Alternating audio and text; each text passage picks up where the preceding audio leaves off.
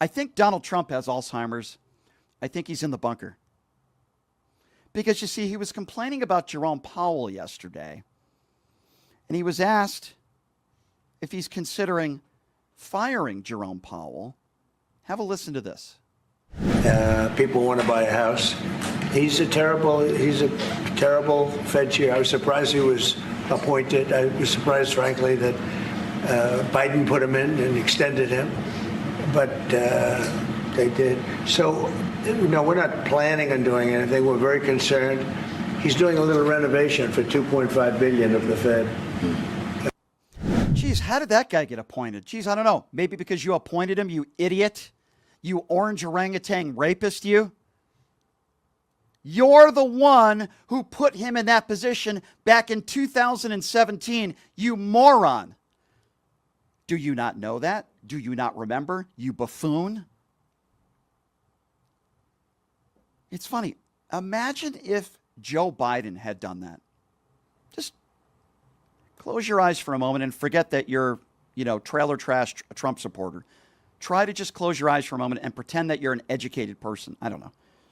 Imagine if Joe Biden appointed somebody to the Fed chair, then years later complained about him, said that he wanted to fire him, and said, boy, how did that guy get appointed? You MAGA morons would be calling him in the bunker, senile Joe Biden for months. Guess what? Your orange orangutan rapist did that yesterday. You frickin' turds, you. So, Donald Trump held a press conference again this morning, a Q&A for lack of a better term. It was crazy. And the idea of the Epstein files came up, and I'm very thankful that there were a few reporters in there that did do their due diligence and ask about it. And here's Donald Trump, once again, calling the Epstein files and this whole Epstein saga with the same guy who has been talking about it for years. His supporters have been talking about it for years, and here's Donald Trump calling it a hoax. No, it's I call it the Epstein hoax. It takes a lot of time and effort. Instead of talking about the great achievements, we've had a great gentleman yesterday, as you know, went on CNBC, and he made the statement that Trump may go down as the greatest president of all in the United States. And instead of talking about the things we've achieved, we've had tremendous achievement. They're wasting their time with a guy who obviously had some very serious problems, who died 3-4 years ago. I'd rather talk about the success we have with the economy, the best we've ever had, and all of the things we've done, including the Middle East. I mean, you see it. Instead, they want to talk about the Epstein hoax. And the sad part is it's people that are really doing the Democrats' work. They're stupid people. He's calling his entire base stupid. And didn't he say in his post, I don't need you to vote for me anymore? Yeah. Am I wrong, Leonard? He's literally calling his entire base of supporters stupid because basically every single one of his supporters for years has been talking about the Epstein client list. He just called them all stupid. Well, he's saying Bongino and he's saying Steve Bannon and all these people that are saying release the files, release the tapes. You said you had them. Steve Bannon said, if Trump doesn't change course on this, we could lose 40 seats in the House in 2026 in the midterms. That's how serious this is to the MAGA crowd. Now, I'm going to be honest with you, Leonard. I agree with Donald Trump. Many in his base are very stupid. So we finally agree on something. But here's where it gets very interesting, because speaking of stupid, there are a lot of people in Trump's base who have been attacking Pam Bondi. Now, listen, I don't like Pam Bondi. She has no backbone. She wears the Donald Trump knee pads 24/7. I'm not here to defend Pam Bondi, but for the people out there that are attacking her, that are saying it's all on her, you're an idiot. This is all at the directive of Donald Trump. If you think Pam Bondi is doing this on her own, then you're an imbecile, okay? This is at Donald Trump's directive, and this is why today, once again, Donald Trump is defending Pam Bondi. Talked about it with her the last this. President, first of all, your high-ranking officials, whether it's been your FBI director or Pam Bondi, they have made some inconsistent statements in the past. We've had. Well, I don't know. I can't speak about him, but I can say that Pam Bondi, I really think that she's done very good. She says, I gave you all the credible information. And if she finds any more credible information, she'll give that too.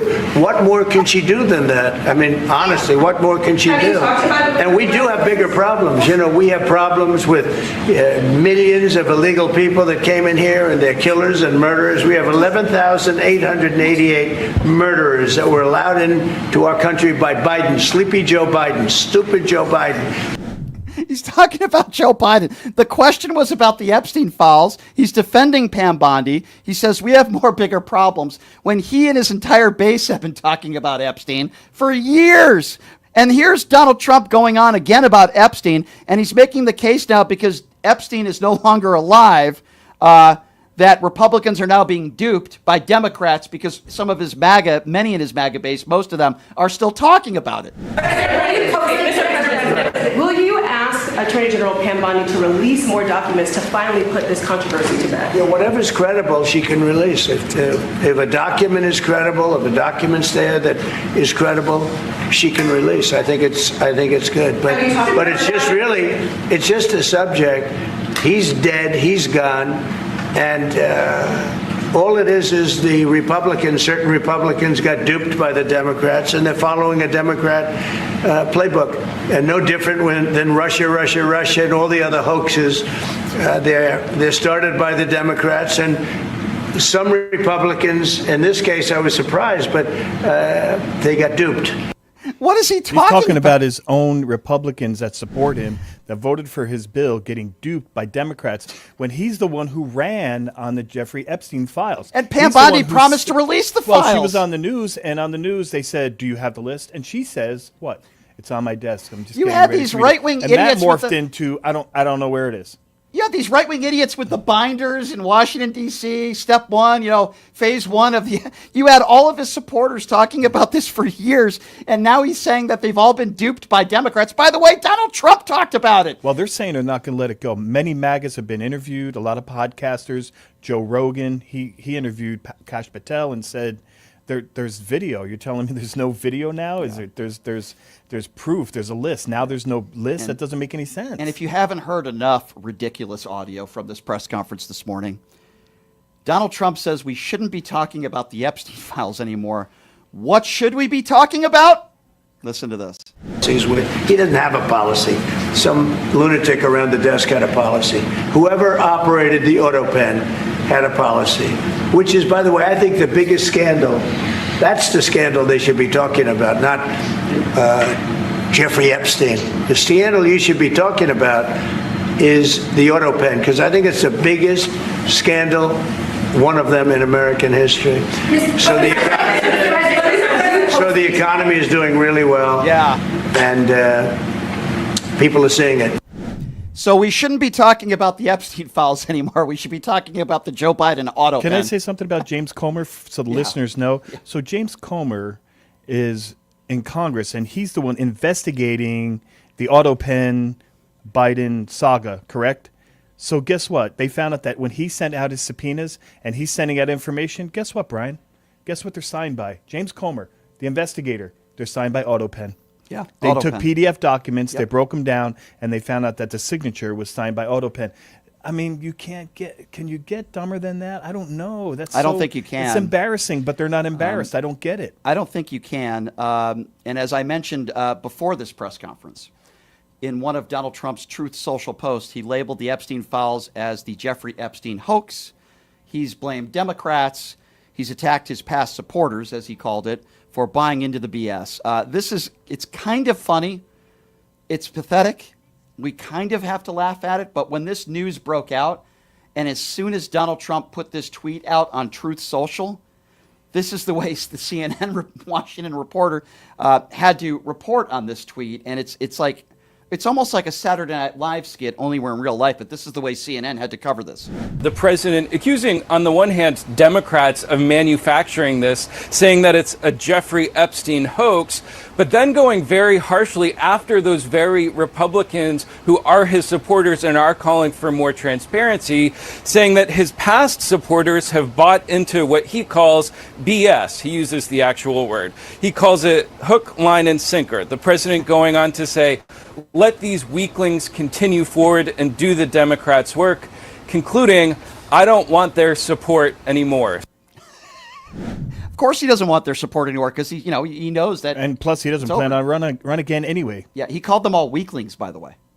Weaklings. So Laura Loomer, MAGA is saying, Brian, I thought Ben it would be the Shapiro, economy. Jack Posobiec, they're all weaklings. I thought maybe it would be the men in masks deporting grandmothers and children. Those are the weaklings. I thought somebody in MAGA universe would say, "Wow, that's a bridge too far." And as it turns out, the thing that they won't back up on is the Jeffrey Epstein files, which I'm pretty sure he's trying to distance himself now, but it's well documented. His relationship with Jeffrey Epstein. So the videos that have surfaced, and we've seen some of these videos before, and I thought MSNBC did a really good job of breaking it down. It's a party that Donald Trump had apparently at Mar-a-Lago. There were a lot of women at this party, and Donald Trump calendar party. Yeah, and Donald Trump is mingling with Jeffrey Epstein. This is the way MSNBC kind of broke down this party. Have a listen to this. Of a Mar-a-Lago party shows Trump giving Epstein his personal attention.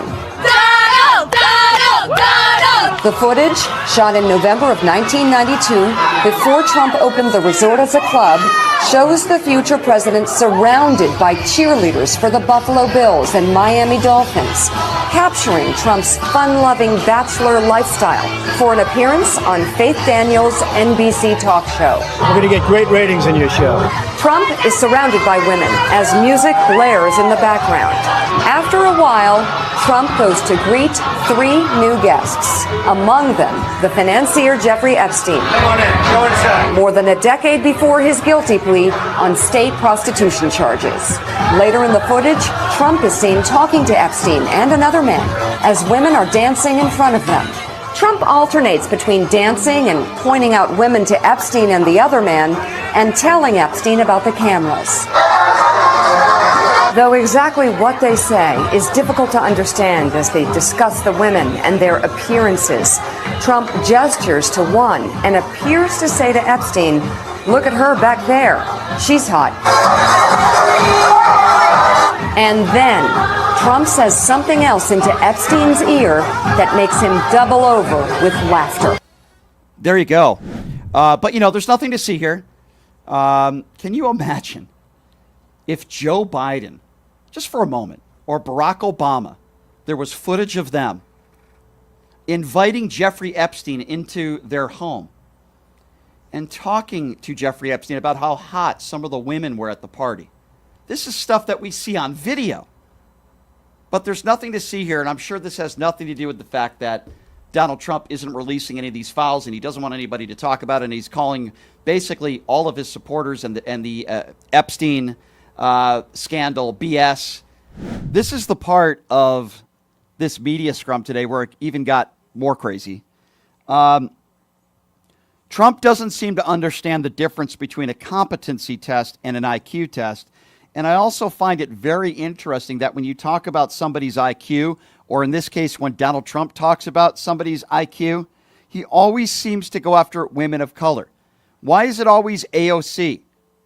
Why is it always Jasmine Crockett? Here he goes again, not understanding the difference between a competency test and an IQ test because he's not competent and he has a low IQ. Have a listen to this. And, AOC, look, I think she's very nice, but she's very low IQ. And we really don't need low IQ. Between her and Crockett, we're going to give them both an IQ test to see who comes out best. Now, I took my test. I took a real test at Walter Reed Medical Center, and I aced it. I got every one of all those questions right. Now it's time for them to take a test. Anyway, have a good time. Yeah, have a good time. The idiot, the orange orangutan adjudicated rapist, doesn't even understand the difference between what a competency test is and an IQ test. And I'm going to repeat this again because I think it's really important. It seems like when Donald Trump talks about somebody's IQ, it's usually a woman of color. Why is that? Is that just a coincidence? Why does he always go after brown women and talk about how low their IQ is? By the way, as far as an IQ test goes, I'll take AOC and Jasmine Crockett over Donald Trump any day of the week. While this idiot is talking about windmills and Hannibal Lecter and doesn't know the difference between a competency test and an IQ test and thinks we can bomb hurricanes, yeah, I'll take AOC and Jasmine Crockett over Trump any day of the week. The guy couldn't pass a third grade history exam.